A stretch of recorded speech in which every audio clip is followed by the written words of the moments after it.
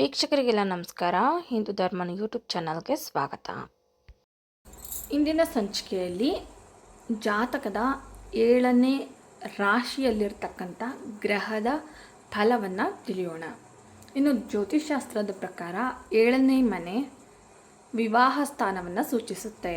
ಸಂಗಾತಿಯ ಸ್ವಭಾವ ಹೇಗಿರುತ್ತೆ, ಹಾಗೆ ಸಂಗಾತಿ ಯಾವ ರೀತಿ ನೋಡ್ಕೊಳ್ತಾನೆ, ಗಂಡ ಅಥವಾ ಹೆಂಡತಿ ಆಗಿರ್ಬೋದು, ಮತ್ತು ದಾಂಪತ್ಯ ಜೀವನ ಅಂತಕ್ಕಂಥದ್ದು ಸುಖಕರವಾಗಿ ಸಾಗುತ್ತಾ ಇಲ್ಲ ದುಃಖದಿಂದ ಕೂಡಿರುತ್ತಾ, ಹಾಗೆ ವ್ಯಾಪಾರ ವ್ಯವಹಾರ ಪಾರ್ಟ್ನರ್ಶಿಪ್ ಬಿಸ್ನೆಸ್ ಮಾಡ್ತಿದ್ರೆ ನಮಗೆ ಸಕ್ಸಸ್ ಸಿಗುತ್ತಾ, ಲಾಭ ಸಿಗುತ್ತಾ, ನಷ್ಟ ಸಿಗುತ್ತಾ ಅಂತೇಳಿ ತಿಳಿಬೋದು.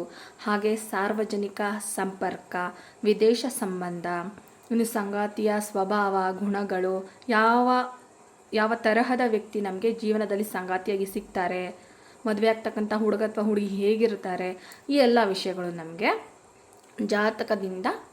ಜಾತಕದಲ್ಲಿ 7ನೇ ಮನೆಯಿಂದ ನಮಗೆ ತಿಳಿಬಹುದು. ಇನ್ನು ದಾಂಪತ್ಯದ ಸುಖ ದುಃಖ ಮತ್ತು ವಿವಾಹ ಯಾವಾಗ ಆಗುತ್ತೆ, ವಿವಾಹ ಬೇಗ ಆಗುತ್ತಾ ಅಥವಾ ವಿವಾಹ ತಡ ಆಗುತ್ತಾ, ವಿವಾಹ ವಿಳಂಬ ಆಗುತ್ತಾ, ಇನ್ನು ವಿವಾಹಕ್ಕೆ ಏನಾದರೂ ಸಮಸ್ಯೆಗಳು ಬರುತ್ತಾ, ವಿಚ್ಛೇದನ ಆಗುತ್ತಾ, ಡಿವೋರ್ಸ್ ಆಗುತ್ತಾ, ಈ ರೀತಿಯೆಲ್ಲ ತಿಳ್ಕೊಬೋದು ನಾವು. ಇನ್ನು 7ನೇ ಮನೆಯಿಂದ ನಾವು ಒಬ್ಬ ವ್ಯಕ್ತಿಯ ಜನಪ್ರಿಯತೆ ಸಿಗುತ್ತಾ, ಸಾರ್ವಜನಿಕ ವ್ಯವಹಾರ, ಈ ಎಲ್ಲ ವಿಷಯಗಳು ನಾವು ಕೇವಲ ಒಂದು ಮನೆಯಿಂದ ತಿಳಿಬೋದು. ಅದೇ ವಿವಾಹ ಸ್ಥಾನ ಅಥವಾ ಲಗ್ನದಿಂದ 7ನೇ ಮನೆಯಲ್ಲಿರ್ತಕ್ಕಂಥ ಗ್ರಹ ನಮಗೆ ಫಲವನ್ನು ಕೊಡುವಂಥದ್ದು. ಹಾಗಾಗಿ ಇವಾಗ ನಿಮ್ಮ ಜಾತಕದಲ್ಲಿ ಲಗ್ನದಿಂದ 7ನೇ ಮನೆಯಲ್ಲಿ ಯಾವ ಗ್ರಹ ಇದ್ದರೆ ನಿಮ್ಮ ಜೀವನ ಹೇಗಿರುತ್ತೆ, ಯಾವ ಫಲ ಸಿಗುತ್ತೆ, ಯಾವ ರೀತಿ ಸಂಗಾತಿ ಸಿಗುತ್ತೆ ಅಂತೇಳಿ ಇಂದಿನ ಸಂಚಿಕೆಯಲ್ಲಿ ತಿಳಿಯೋಣ. ನೋಡಿ, ಅದಕ್ಕೆ 7 ಅಂತಲೂ ಬರೆದಿದ್ದೀನಿ. ನಿಮ್ಮದು ಯಾವುದೇ ಲಗ್ನ ಆಗಿರ್ಬೋದು, ಮೇಷ ಲಗ್ನ ಆದರೂ ಆಗಿರ್ಬೋದು, ಅಥವಾ ವೃಷಭ ಲಗ್ನ, ಮೀನ ಲಗ್ನ, ಕರ್ಕಾಟಕ ಲಗ್ನ, ಯಾವುದೇ ಲಗ್ನದಲ್ಲಿ ಹುಟ್ಟಿದರೂ ಸಹ 7ನೇ ಮನೆಯಲ್ಲಿ ಯಾವ ಗ್ರಹ ಸ್ಥಿತವಾಗಿರುತ್ತೆ ಅದರಂತೆ ನಿಮಗೆ ಫಲಗಳು ದೊರೆಯುವಂಥದ್ದು. ಇನ್ನು ನಿಮ್ಮ ಮುಂದಿನ ಭವಿಷ್ಯ ಅಂತಕ್ಕಂಥದ್ದು ವಿವಾಹದ ನಂತರವೇ ನಿಮಗೆ ಟರ್ನಿಂಗ್ ಪಾಯಿಂಟ್ ಅಂತಕ್ಕಂಥದ್ದು ಆಗುತ್ತೆ. ಹಾಗಾಗಿ ಈ ಸಂಚಿಕೆ ಬಹಳನೇ ಮುಖ್ಯವಾದದ್ದು. ನೋಡಿ, ಆಗಲೇ ತಿಳಿಸಿದಂತೆ ನಿಮಗೆ ಯಾವುದೇ ಲಗ್ನ ಆಗಿದ್ದರೂ ಸಹ ಸಪ್ತಮದಲ್ಲಿ ಏನಾದರೂ ನಿಮಗೆ ರಾಹು ಕುತ್ಕೊಂಡಿದ್ದರೆ, ಯಾವುದೇ ಲಗ್ನ ಆಗಿರ್ಬೋದು ಸಹ ನಿಮಗೆ 7ನೇ ಮನೆಯಲ್ಲಿ ರಾಹು ಸ್ಥಿತನಾಗಿದ್ದರೆ ನೋಡಿ, ಬಿಸ್ನೆಸ್ಸಲ್ಲಿ ಮುಂದೆ ಇರ್ತಾರೆ, ಸಮಾಜದಲ್ಲಿ ಜನರು ಇವರನ್ನು ಗುರುತಿಸುವಂತೆ ಬದುಕ್ತಾರೆ. ಆದರೆ ಇಲ್ಲಿ ಸಪ್ತಮ ರಾಹು ಅಂತಕ್ಕಂಥದ್ದು ದೋಷ. ಯಾವ ವಿಷಯಕ್ಕೆ? ವಿವಾಹದ ವಿಷಯಕ್ಕೆ. ವೈವಾಹಿಕ ಜೀವನದಲ್ಲಿ ತೃಪ್ತಿ ಇರಲ್ಲ, ಸಂಗಾತಿಯಿಂದ ಒಂದಷ್ಟು ಹಿಂಸೆ ನರಕ ಅಂತಕ್ಕಂಥದ್ದು ವಿವಾಹಕ್ಕೆ ಸಂಬಂಧಪಟ್ಟಂತೆ ಸಮಸ್ಯೆಗಳು ಅತಿಯಾಗಿ ಕಾಡುವಂಥದ್ದು. ಜೀವನ ಪರ್ಯಂತ ಇವರಿಗೆ ಸಂಗಾತಿಯ ವಿಷಯದಲ್ಲಿ ತೃಪ್ತಿ ಇರೋದಿಲ್ಲ, ಯಾಕೆಂದರೆ ಸಂತೋಷ ಅಂತಕ್ಕಂಥದ್ದು ಸಿಗೋಲ್ಲ ಅಂತಲೇ ಹೇಳ್ಬಹುದು. ಹಾಗಾಗಿ ವಿವಾಹಕ್ಕೂ ಮುಂಚೆ ರಾಹು ಶಾಂತಿ ಮಾಡಿಸ್ಕೊಳ್ಳೋದು ಅಗತ್ಯ. ಇನ್ನು ರಾಹು ಸಪ್ತಮ ರಾಹುಗೇನಾದರೂ ಕುಜ ಅಥವಾ ಶನಿ ಕೇತು ಪಾಪಗ್ರಹಗಳ ದೃಷ್ಟಿ ಬಿದ್ದರೆ ಖಂಡಿತ ಒಂದು ಡಿವೋರ್ಸ್ ಅಂತಕ್ಕಂಥದ್ದು ಖಚಿತವಾಗಿ ಆಗುತ್ತೆ. ಹಾಗಾಗಿ ಇದು ದೋಷಪೂರಿತ ಅಂತಲೇ ಹೇಳ್ಬೋದು. ಶಾಂತಿ ಖಂಡಿತ ಮಾಡಿಕೊಳ್ಳೇಬೇಕು. ನಂತರ ಸಪ್ತಮದಲ್ಲಿ ರಾಹು ಇದ್ದಾಗ ಲಾಟ್ರಿಯಲ್ಲಿ ಆಸಕ್ತಿ ಇರುತ್ತೆ, ಹಾಗೆ ನಷ್ಟವನ್ನು ಕೂಡ ಹೊಂದುತ್ತಾ ಇರ್ತಾರೆ. ಏಕಾಗ್ರತೆಯ ಕೊರತೆ ಅಂತಕ್ಕಂಥದ್ದು ಕಾಡಬಹುದು. ಪಾಲುದಾರಿಕೆ, ಉದ್ಯಮ ಅಥವಾ ಕೆಲಸದಿಂದ ಇವರಿಗೆ ಮೋಸ ಆಗುವಂಥ ಸಾಧ್ಯತೆ ಹೆಚ್ಚಾಗಿರುತ್ತೆ, ಹುಷಾರಾಗಿರಬೇಕಾಗುತ್ತೆ. ಇನ್ನು ಸಪ್ತಮದಲ್ಲಿ ರಾಹು ಇದ್ದಾಗ ಹೆಚ್ಚಾಗಿ ಅಂತರ್ಜಾತಿ ವಿವಾಹಕ್ಕೆ ಮಹತ್ವವನ್ನು ಕೊಡ್ತಾನೆ. ಯಾವುದೇ ರೀತಿ ಜಾತಿ ಕ್ಯಾಸ್ಟಿಸಮ್ ಇರೋದಿಲ್ಲ. ಲಿಂಗಾಯತರಾಗಿರ್ಬೋದು, ಗೌಡರಾಗಿರ್ಬೋದು, ಯಾವುದೋ ಒಂದು ಮನಸ್ಸಿಗೆ ಇಷ್ಟ ಆದಂಥ ಒಂದು ಸಂಗಾತಿಯನ್ನು ಅಕ್ಸೆಪ್ಟ್ ಮಾಡ್ತಾರೆ. ಹಾಗೆ ಬೇಗ ಲವ್ ಮ್ಯಾರೇಜ್ಗಳು ಆಗುತ್ತೆ. ಸಪ್ತಮದಲ್ಲಿ ರಾಹು ಇದ್ದಾಗ ಚಿಕ್ಕ ಏಜಲ್ಲೇ ಮದುವೆ ಮಾಡ್ಕೊಳ್ಳುವಂಥದ್ದು, ಲವ್ ಮ್ಯಾರೇಜ್ ಆಗುವಂಥದ್ದು ಎಲ್ಲವೂ ಆಗುತ್ತೆ. ಆದರೆ ವಿವಾಹದಲ್ಲಿ ಪೋಷಕರಿಂದ ಆಗಿರ್ಬೋದು ಅಥವಾ ವಿವಾಹದ ನಂತರ ಸಂಗಾತಿಯಿಂದ ಬಹಳಷ್ಟು ಹಿಂಸೆ, ಜೀವನದಲ್ಲಿ ನರಕ ಅಂಥದ್ದು ರಾಹು ಕೊಡ್ತಾನೆ. ನಿಮಗೆ ಎಚ್ಚರಿಕೆಯನ್ನು ವಹಿಸಬೇಕು ವಿವಾಹದ ವಿಷಯದಲ್ಲಿ.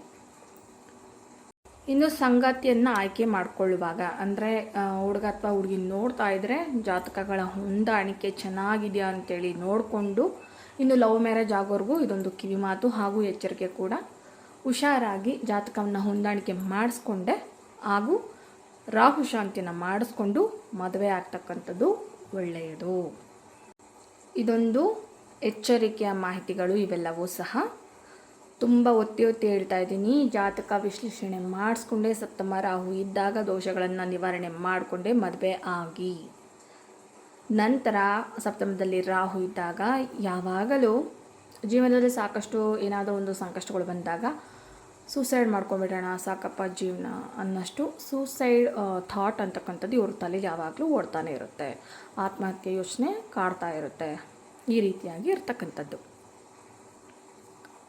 ಇನ್ನು ಸಪ್ತಮದಲ್ಲಿ ರಾಹು ಇದ್ದಾಗ ಮದುವೆ ವಿಷಯದಲ್ಲಿ ನಿಯಮ ಸಂಪ್ರದಾಯಗಳೆಲ್ಲವನ್ನೂ ಮೀರಿ ಸಮಾಜದಲ್ಲಿ ಕೆಂಗಣ್ಣಿಗೆ ಜನರಿಂದ ಗುರಿಯಾಗಿ ವಿವಾಹವನ್ನು ಆಗ್ತಾರೆ. ಇನ್ನು ಮದುವೆ ಜೀವನದ ಮೊದಲು ಏನೇನು ನಿರೀಕ್ಷೆಯನ್ನು ಇಟ್ಕೊಂಡಿರ್ತಾರೆ, ಆಸೆಗಳನ್ನು ಇಟ್ಕೊಂಡಿರ್ತಾರೆ. ಆದರೆ ಮದುವೆಯ ನಂತರ ಸಂಗಾತಿಯ ಜೊತೆಗೆ ಹೊಂದಾಣಿಕೆ ಇರೋಲ್ಲ.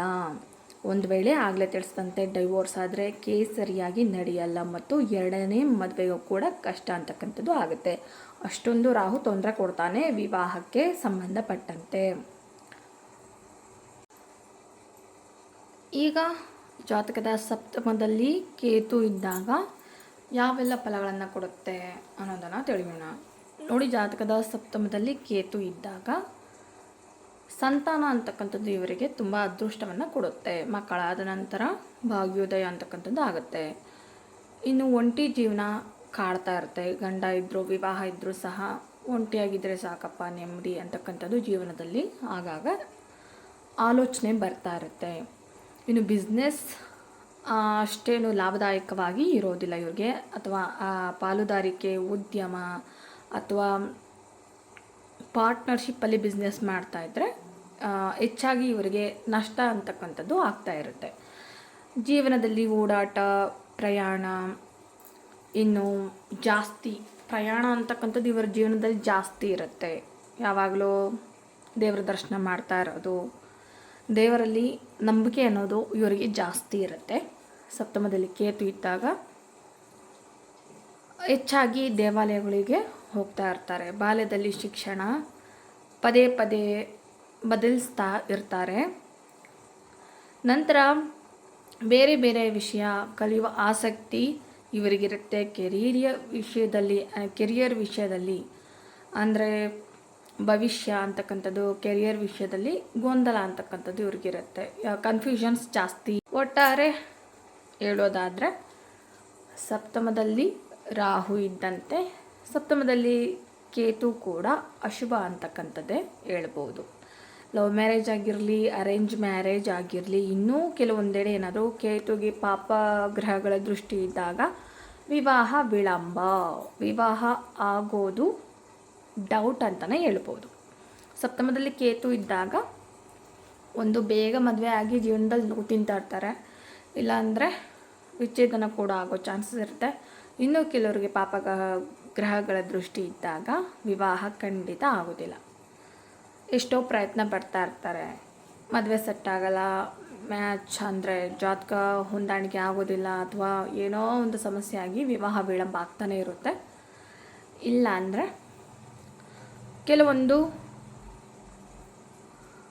ಪ್ರಾಬ್ಲಮ್ಸ್ಗಳಿಂದಾಗಿ ವಿವಾಹ ಆಗೋದಕ್ಕೆ ತುಂಬ ಕಷ್ಟಪಡ್ತಾ ಇರ್ತಾರೆ. ತುಂಬ ಏಜ್ ಆಗೋಗಿರುತ್ತೆ, 35, 32, 40 ಆದರೂ ಸಹ.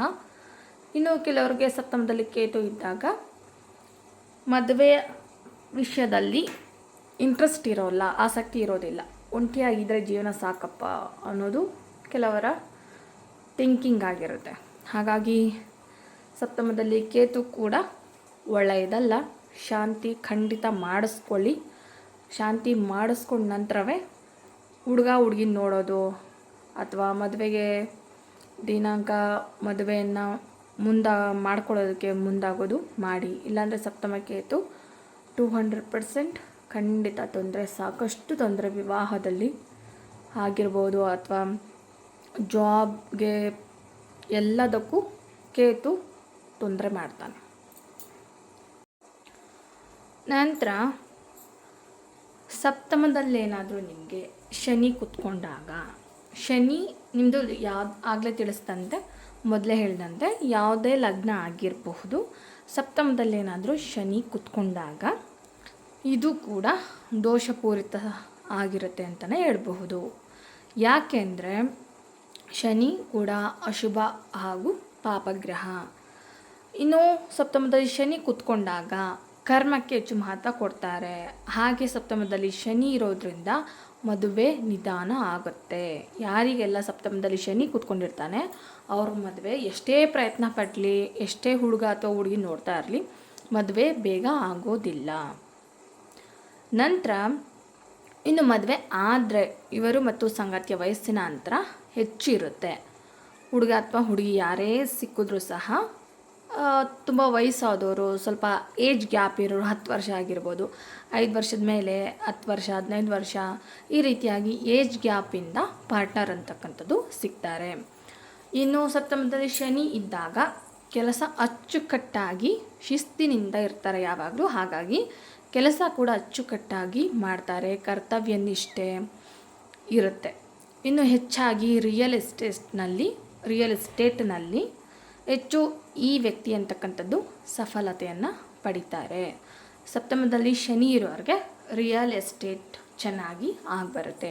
ಹಾಗೆ ನಂತರ ಕಟ್ಟಡಗಳ ನಿರ್ಮಾಣ ಆಗಿರ್ಬೋದು, ಕಬ್ಬಿಣಕ್ಕೆ ಸಂಬಂಧಪಟ್ಟಂತೆ, ಇನ್ನು ಯಾವ ಗ್ರಹ ಯಾವ ಸ್ಥಾನದಲ್ಲಿದ್ದಾಗ ಯಾವೆಲ್ಲ ಕೆಲಸಗಳು ಆಗಿಬರುತ್ತೆ ಅಂತಕ್ಕಂಥ ನೆಕ್ಸ್ಟ್ ವೀಡಿಯೋದಲ್ಲಿ ವಿಡಿಯೋ ಮಾಡಿ ತೋರಿಸ್ತೀನಿ ನಿಮಗೆ. ನಂತರ ಇನ್ನು ಸಪ್ತಮದಲ್ಲಿ ಶನಿ ಕೂತ್ಕೊಂಡಾಗ ರಿಯಲ್ ಎಸ್ಟೇಟ್ನಲ್ಲಿ ಯಶಸ್ಸನ್ನು ಪಡಿಬಹುದು.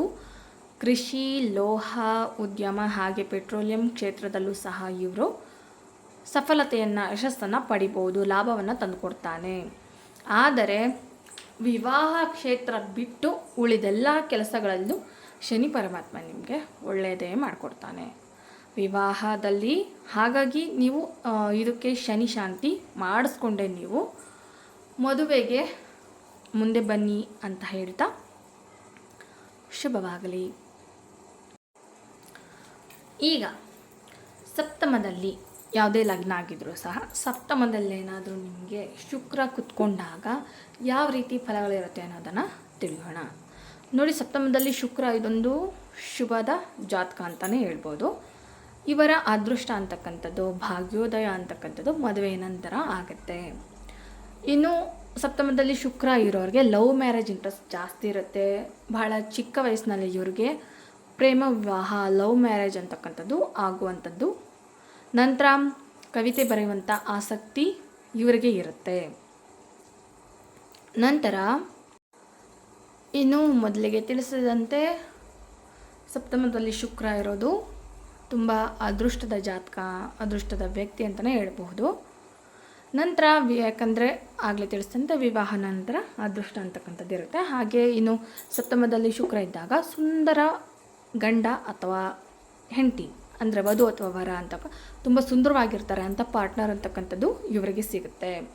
ನೋಡೋಕ್ಕೆ ತುಂಬ ಸುಂದರ ಮತ್ತು ಆಕರ್ಷಕ ಸಂಗಾತಿಯ ವ್ಯಕ್ತಿತ್ವ ಇವರ ಮೇಲೆ ಪ್ರಭಾವ ಬೀರುತ್ತೆ. ಅಂದರೆ ನೋಡಲಿಕ್ಕೆ ತುಂಬ ಸುಂದರವಾಗಿ ಇರ್ತಾರೆ ಅಂತ ಗಂಡ ಅಥವಾ ಹೆಂಡತಿ, ವಧು ಅಥವಾ ವರ ಇವರಿಗೆ ಸಿಗ್ತಾರೆ. ಇನ್ನು ಸಾರ್ವಜನಿಕ ಜೀವನದಲ್ಲಿ ಇವರು ಎಲ್ಲರ ಜೊತೆ ಚೆನ್ನಾಗಿ ಮಾತಾಡಿಕೊಂಡು ಇರ್ತಾರೆ. ಹಾಗಾಗಿ ಸೊಸೈಟಿಯಲ್ಲೂ ಸಹ ಇವರಿಗೆ ಒಳ್ಳೆ ನೇಮ್ ಆ್ಯಂಡ್ ಫೇಮ್ ಇರ್ತಕ್ಕಂಥದ್ದು. ಇನ್ನು ಸಪ್ತಮದಲ್ಲಿ ಶುಕ್ರ ಇರೋರು ಯಾವಾಗಲೂ ಸ್ವಲ್ಪ ನೀಟ್ನೆಸ್ ಜಾಸ್ತಿ, ಯಾವಾಗಲೂ ಕ್ಲೀನಾಗಿರಬೇಕು ಅಂತೇಳಿ ತಾವಿರುವ ಜಾಗವನ್ನು ಸಹ ಅಚ್ಚುಕಟ್ಟಾಗಿ ನೋಡಿಕೊಂಡು ಜೀವನದಲ್ಲೂ ಸಹ ಒಳ್ಳೆಯ ರೀತಿಯಿಂದ ಇರ್ತಾರೆ. ಇನ್ನು ಸಪ್ತಮದಲ್ಲಿ ರಾಹು ಇರೋರಿಗೆ ಯಾವುದೇ ರೀತಿ ಬಿಸ್ನೆಸ್ ತುಂಬ ಚೆನ್ನಾಗಿ ಆಗಿಬರುತ್ತೆ.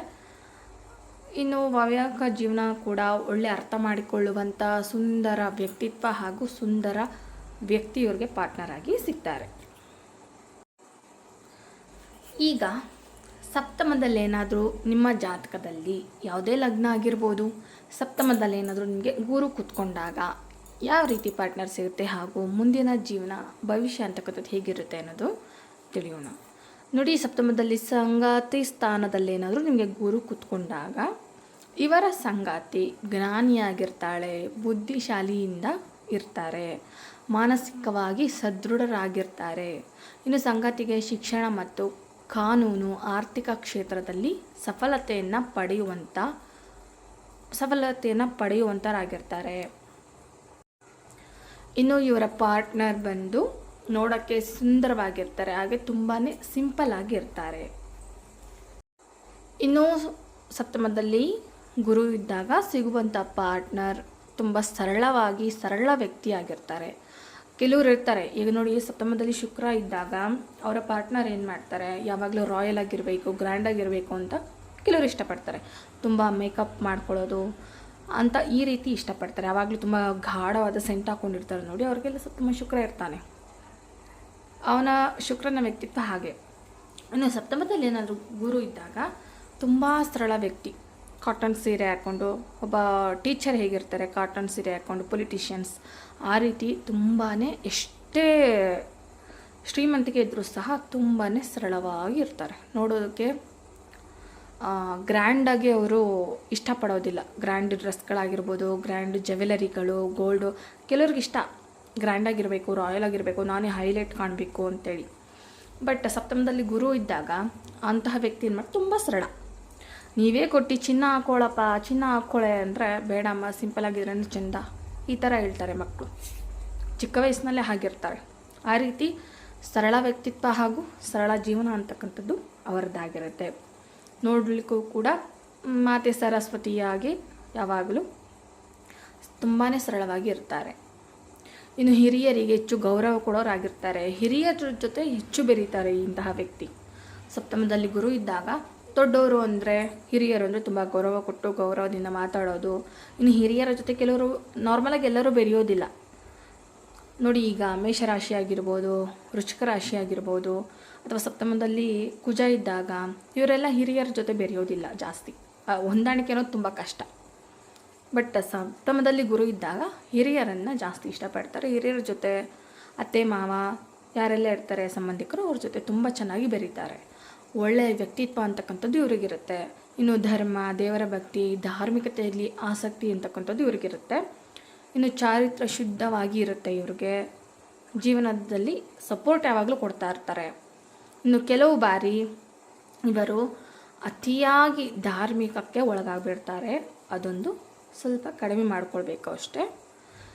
ಅದೇ ಒಂದು ಕಾರಣದಿಂದಾಗಿ ಸಾಂಸಾರಿಕ ಜೀವನ ಸ್ವಲ್ಪ ಸಪ್ಪೆ ಅನ್ನಿಸಬಹುದು.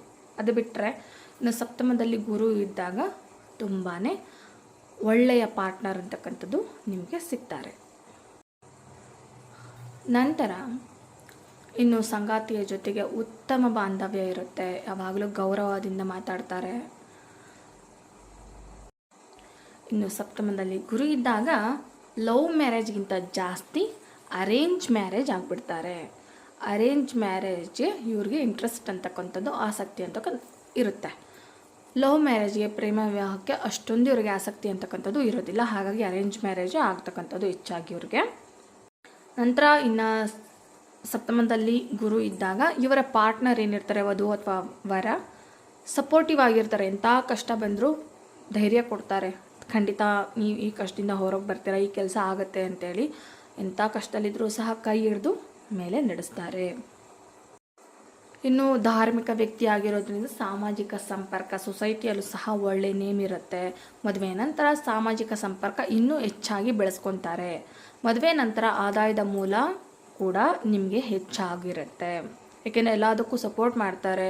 ತುಂಬ ಸಪೋರ್ಟ್ ಮಾಡುವಂಥ ಪಾರ್ಟ್ನರ್ ಇವರಾಗಿರ್ತಾರೆ. ಹಾಗಾಗಿ ಆದಾಯದ ಮೂಲ ಇನ್ನೂ ಹೆಚ್ಚಾಗುವಂಥ ಚಾನ್ಸಸ್ ಕೂಡ ಇರುತ್ತೆ. ತುಂಬ ಅಂದರೆ ತುಂಬ ಬ್ರಿಲಿಯಂಟ್ ಪಾರ್ಟ್ನರ್ ಅಂತಕ್ಕಂಥದ್ದು ಸಪ್ತಮದಲ್ಲಿ ಗುರು ಇದ್ದಾಗ ಸಿಗ್ತಾರೆ. ಬೇರೆಯವರಿಗೆ ತುಂಬ ಮೋಟಿವೇಶನ್ ಮಾಡುವಂಥ ಸಾಮರ್ಥ್ಯ ಕೂಡ ಇವರಲ್ಲಿ ಇರುತ್ತೆ. ಇವರು ಹೆಚ್ಚಾಗಿ ಚೆನ್ನಾಗಿ ಬೇರೆಯವ್ರಿಗೆ, ಬೇರೆ ವ್ಯಕ್ತಿಗೆ ಒಂದಷ್ಟು ಜೀವನದ ಬಗ್ಗೆ ಒಳ್ಳೆಯ ಗೈಡೆನ್ಸನ್ನು ಕೊಡ್ತಾರೆ. ಶಿಕ್ಷಣ ಅಂತಕ್ಕಂಥದ್ದು ಇಂತಹ ವ್ಯಕ್ತಿಗಳಿಗೆ ಚೆನ್ನಾಗಿ ಆಗುತ್ತೆ. ನಂತರ ಸಮಾಜದಲ್ಲಿ ಸುಮಾರು ವಿಷಯಗಳನ್ನು, ಜೀವನದಲ್ಲಿ ವಿಷಯಗಳ ಬಗ್ಗೆ ಇವರಿಗೆ ಜ್ಞಾನ ಅಂತಕ್ಕಂಥದ್ದು ಹೆಚ್ಚಾಗಿ ಇರುತ್ತೆ. ಸಮಾಜದ ಬಗ್ಗೆ, ಜೀವನದ ಬಗ್ಗೆ ಹೆಚ್ಚಾಗಿ ಜ್ಞಾನ ಅಂತಕ್ಕಂಥದ್ದು ಇವರಲ್ಲಿ ಇರುತ್ತೆ.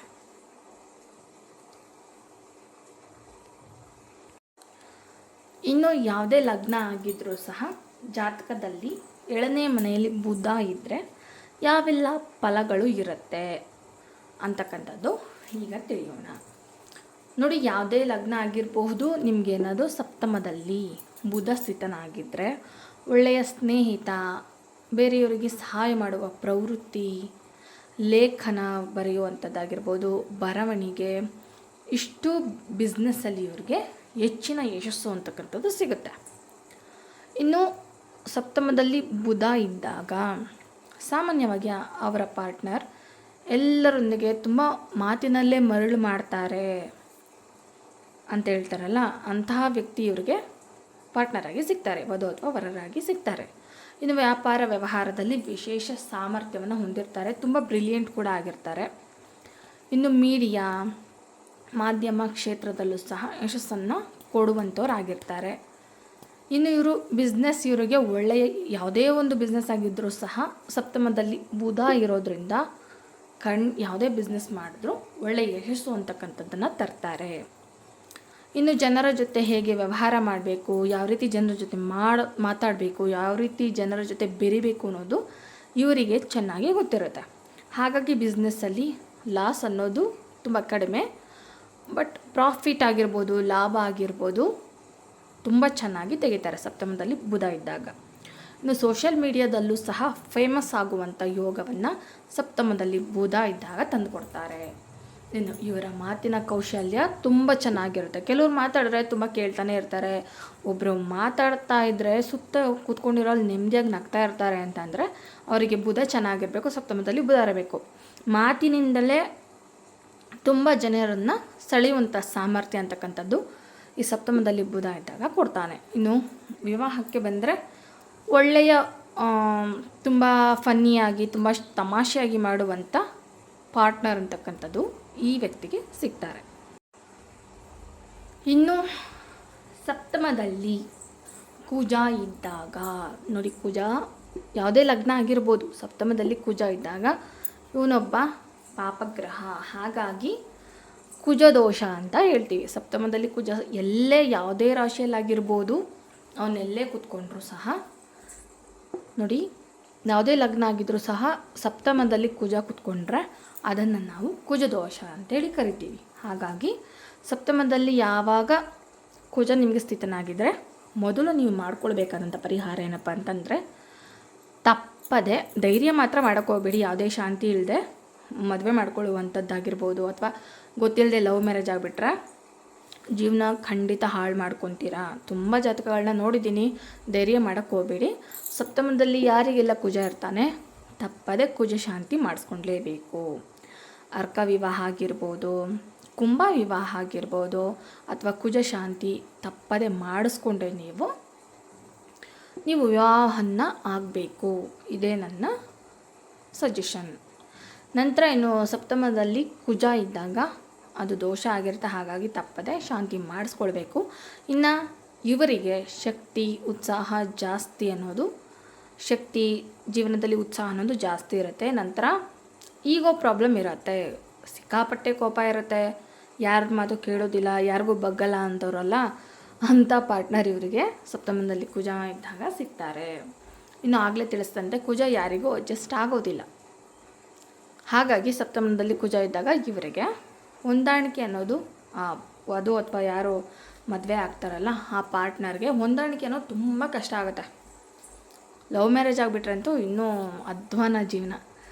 ಯಾಕೆಂದರೆ ಅಡ್ಜಸ್ಟೇ ಆಗೋದಿಲ್ಲ. ಸಪ್ತಮದಲ್ಲಿ ಕುಜ ಇದ್ದಾಗ ಅವನು ಹೇಳಿದೆ ರೂಲ್ಸು, ಯಾಕೆಂದರೆ ಅವನು ಸೇನಾಧಿಪತಿ. ಹಾಗಾಗಿ ನಾಯಕತ್ವ ಗುಣ ಅಂತಕ್ಕಂಥದ್ದು ಬೈ ಬರ್ತ್ ಬಂದಿರುತ್ತೆ. ಕೋಪ ಜಾಸ್ತಿ, ಹಠ ಜಾಸ್ತಿ ಇರುತ್ತೆ. ತುಂಬ ಎನರ್ಜಿಟಿಕ್ ಆಗಿ ಈ ಪರ್ಸನ್ ಅಂತಕ್ಕಂಥದ್ದು ಇರ್ತಾರೆ.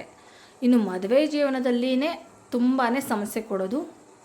ಹಾಗಾಗಿ ಖಂಡಿತವಾಗಿ ತಪ್ಪದೆ ಶಾಂತಿ ಅಂತಕ್ಕಂಥದ್ದು, ಹೋಮ ಅಂತಕ್ಕಂಥದ್ದು, ಪೂಜೆ ಅಂತಕ್ಕಂಥದ್ದು ಮಾಡಿಕೊಂಡು ನೀವು ಲವ್ ಅಥವಾ ಅರೇಂಜ್ ಮ್ಯಾರೇಜ್ ಆಗಿ. ಇನ್ನು ಸಪ್ತಮದಲ್ಲಿ ಕುಜ ಇದ್ದಾಗ ಹೆಚ್ಚಾಗಿ ಲವ್ ಮ್ಯಾರೇಜ್ಗೆ ಆಸಕ್ತಿ ಇರುತ್ತೆ. ಲವ್ ಮ್ಯಾರೇಜ್ ಹೆಚ್ಚಾಗಿ ಆಗುವಂಥದ್ದು, ಅರೇಂಜ್ ಮ್ಯಾರೇಜ್ ಸ್ವಲ್ಪ ಕಡಿಮೆ ಅಂತಲೇ ಹೇಳಬಹುದು. ಇನ್ನು ಲವ್ ಮ್ಯಾರೇಜ್, ಪ್ರೇಮ ವಿವಾಹ ಅಂತಕ್ಕಂಥದ್ದು ಬೇಗ, ಚಿಕ್ಕ ವಯಸ್ಸಲ್ಲೇ ಬೇಗ ಮದುವೆ ಆಗುವಂಥ ಚಾನ್ಸಸ್ ಕೂಡ ಇರುತ್ತೆ. ಜಾತಕ ಪರೀಕ್ಷೆಯನ್ನು ಮಾಡಿದ್ರೆ ಗೊತ್ತಾಗ್ಬಿಡುತ್ತೆ. ಇನ್ನು ಸಂಗಾತಿಯ ಜೊತೆ ಜಗಳ ಹೆಚ್ಚಾಗಿ ಆಗ್ತಾ ಇರುತ್ತೆ, ಯಾಕೆಂದರೆ ಅಡ್ಜಸ್ಟ್ಮೆಂಟ್ ಆಗಲ್ವಲ್ಲ, ಹೊಂದಾಣಿಕೆ ಆಗೋದು ಸ್ವಲ್ಪ ಕಷ್ಟ ಇರುತ್ತೆ. ಹಾಗಾಗಿ ಸಪ್ತಮ ಕುಜ ಇದ್ದಾಗ ಮದುವೆ ಜೀವನ ಅಂತಕ್ಕಂಥದ್ದು ತುಂಬ ಕಷ್ಟ ಆಗಿರುತ್ತೆ. ಎಷ್ಟೇ ಪ್ರೀತಿ ಮಾಡಿದರೂ, ಎಷ್ಟೇ ಒಳ್ಳೆಯವರಾಗಿದ್ದರೂ ಸಹ ಸಪ್ತಮ ಕುಜ ಇದ್ದಾಗ ವೈವಾಹಿಕ ಜೀವನ ಅಂತಕ್ಕಂಥದ್ದು ತೊಂದರೆ ಕೊಡ್ತಾನೆ ಇರ್ತಾನೆ, ಜಗಳ ಸಮಸ್ಯೆ ಆಗಿ ಕಾಡ್ತಾ ಇರುತ್ತೆ. ಇನ್ನು ಸಪ್ತಮ ಕುಜ ಇರೋದು ನೀವೇನಾದರೂ ಪರಿಹಾರ ಮಾಡಿಕೊಂಡಿಲ್ಲ ಅಂದರೆ 2 ಮದುವೆ ಆಗುತ್ತೆ. 1 ಮದುವೆ ಅಂತೂ ಡಿವೋರ್ಸ್ ಆಗೇ ಆಗುತ್ತೆ, 2 ಮದುವೆ ಆಗ್ತಕ್ಕಂಥ ಯೋಗವನ್ನು ತಂದುಕೊಡ್ತಾನೆ. ಇನ್ನು ಜಾತಕ ಏನಾದರೂ ಪಾಪಗ್ರಹಗಳ ದೃಷ್ಟಿ ಬಿತ್ತು ಅಂತಂದರೆ ಯಾರಿಗೂ ಹೇಳೋಕ್ಕಾಗಲ್ಲ, 3 ಮದುವೆ ಕೂಡ ಆಗುವಂಥ ಚಾನ್ಸಸ್ ಇರುತ್ತೆ. ಎಷ್ಟೊಂದು ಸೆಲೆಬ್ರಿಟಿಗಳನ್ನು ನೋಡಿದ್ದೀವಿ, ಎಷ್ಟೋ ಜನರು ಆಗಿದ್ದಾರೆ, 2ರಿಂದ 3 ಮದುವೆ ಆಗಿದ್ದಾರೆ. ಹಾಗಾಗಿ ಶಾಂತಿ ಮಾಡಿಸ್ಕೊಂಡು ನೀವು ಮದುವೆ ಆಗೋದು ಒಳ್ಳೆಯದು. ಇನ್ನು ಸಂಗಾತಿ ಕೂಡ ನೋಡೋಕ್ಕೆ ಸುಂದರವಾಗಿರ್ತಾರೆ, ಮುಖದ ಬಣ್ಣ ಕೂಡ ಚೆನ್ನಾಗೇ ಇರುತ್ತೆ. ಇವರ ಮದುವೆ ನಂತರ ಸಪ್ತಮ ಕುಜ ಇದ್ದಾಗ ವೃತ್ತಿ ಜೀವನದಲ್ಲೂ ಸಹ ಬಾಸ್ಗಳ ಜೊತೆ ಅಡ್ಜಸ್ಟ್ ಆಗೋದು ಕಷ್ಟ ಆಗುತ್ತೆ. ಜಗಳ, ಬಾಸ್ ಜೊತೆ ಯಾವಾಗಲೂ ಜಗಳ ಆಗ್ತಾ ಇರುತ್ತೆ. ಸೊ ವೃತ್ತಿ ಜೀವನದಲ್ಲೂ ಸ್ವಲ್ಪ ಅಸಂತೋಷ ಅಂತಲೇ ಹೇಳಬಹುದು. ಈಗ ನಿಮ್ಮ ಲಗ್ನದಿಂದ ಅಥವಾ ನಿಮ್ಮ ಜಾತಕದಲ್ಲಿ ಏನಾದರೂ ಸಪ್ತಮನದಲ್ಲಿ ರವಿ ಸ್ಥಿತನಾಗಿದ್ದರೆ, 7ನೇ ಮನೆಯಲ್ಲಿ ರವಿ ಏನಾದ್ರು ಕೂತ್ಕೊಂಡಿದ್ದಾಗ ಯಾವ ರೀತಿ ನಿಮ್ಮ ಜೀವನ, ಮದುವೆ ಜೀವನ ಇರುತ್ತೆ ಅನ್ನೋದು, ಭವಿಷ್ಯ ಇರುತ್ತೆ ಅನ್ನೋದನ್ನು ತಿಳಿಯೋಣ. ನೋಡಿ, ಯಾವುದೇ ಲಗ್ನ ಆಗಿರ್ಬೋದು, ಸಪ್ತಮದಲ್ಲಿ ಏನಾದರೂ ನಿಮಗೆ ಸೂರ್ಯ ಸ್ಥಿತನಾಗಿದ್ದರೆ ಡಾಮಿನೆಂಟ್ ಪರ್ಸೆಂಟ್ ಆಗಿರ್ತಾರೆ. ಸಂಗಾತಿ ಅಂತಕ್ಕಂಥದ್ದು ಪ್ರಬಲ ವ್ಯಕ್ತಿತ್ವವನ್ನು ಹೊಂದಿರ್ತಾರೆ. ಹೆಚ್ಚಾಗಿ ಗೌರ್ಮೆಂಟ್ ಕೆಲಸದಲ್ಲಿ ಇರುವಂಥ ಪಾರ್ಟ್ನರ್ ನಿಮಗೆ ಸಿಗ್ತಾರೆ. ಗಂಡ ಅಥವಾ ಹೆಂಡತಿ ಆಗಿರ್ಬೋದು, ಗೌರ್ಮೆಂಟ್ ಕೆಲಸದಲ್ಲಿ ನಿರತರಾಗಿರ್ತಾರೆ. ಒಂದೊಳ್ಳೆ ಕೆಲಸ ಅಂತಕ್ಕಂಥದ್ದು ಇವ್ರಿಗಿರುತ್ತೆ. ನಂತರ ಅವರ ವ್ಯಕ್ತಿತ್ವ ಹೇಗಾಗಿರುತ್ತೆ ಅಂದರೆ ಅವ್ರ ಮಾತೇ ಕೇಳಬೇಕು ಅಂಥೇಳಿ ಇರ್ತಾರೆ. ತುಂಬ ಸ್ಟ್ರಿಕ್ಟ್ ಆಗಿರ್ತಾರೆ. ಈಗೋ ತುಂಬ ಅನ್ನೋದಿರುತ್ತೆ, ಅಹಂ ಅನ್ನೋದು ಜಾಸ್ತಿ ಇರುತ್ತೆ. ಮಾತಲ್ಲಾಗಿರ್ಬೋದು, ವ್ಯಕ್ತಿತ್ವದಲ್ಲೇ ಅಹಂ ಅನ್ನೋದು ಜಾಸ್ತಿ ಆಗಿರುತ್ತೆ. ಹಾಗಾಗಿ ಅದೇ ಕೂಡ ನಿಮಗೆ ವೈವಾಹಿಕ ಜೀವನಕ್ಕೆ ತೊಂದರೆ ಆಗುತ್ತೆ.